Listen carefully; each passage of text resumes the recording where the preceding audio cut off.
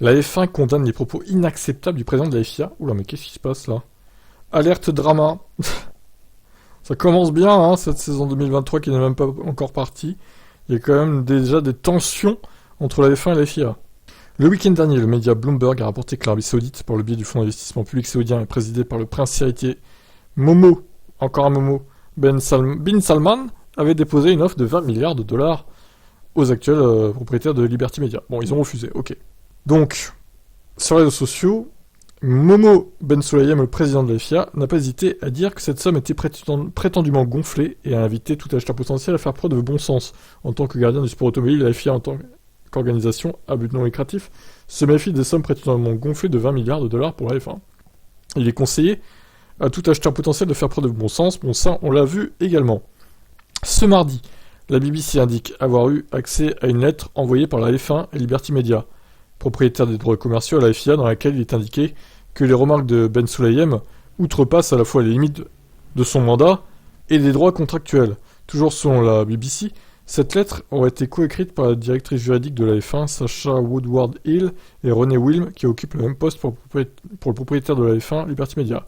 La lettre indique également qu'en vertu de son contrat, la F1 a le droit exclusif d'exploiter les droits commerciaux du champion du monde de F1 de la FIA, et que la FIA s'est engagée, sans équivoque, à ne rien faire qui puisse porter atteinte à la propriété, à la gestion et à l'exploitation de ces droits. Il est également souligné que les remarques de Ben Sulayem, faites à partir du compte officiel du président de la FIA sur les réseaux sociaux, interfèrent avec nos droits de manière inacceptable. Les circonstances dans lesquelles la FIA jouerait un rôle dans un changement de contrôle du groupe F1 sont très limitées. Toute suggestion ou implication contraire, ou que tout acheteur potentiel de l'activité F1 est tenu de consulter la FIA, est erroné.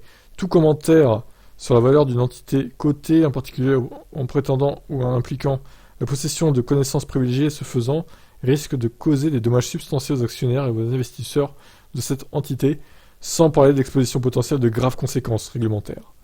Oh là là là là. Dans la mesure où ces commentaires nuisent à la valeur de Liberty Media Corporation, la FIA peut en être tenue responsable. La F1 et Liberty Media espèrent et sont convaincus qu'il ne sera pas nécessaire d'aborder à nouveau ce problème. Pour rappel, la FIA est tenue de rester à l'écart des questions commerciales au sein de la F1 par un accord conclu avec la Commission européenne il y a plus de 20 ans.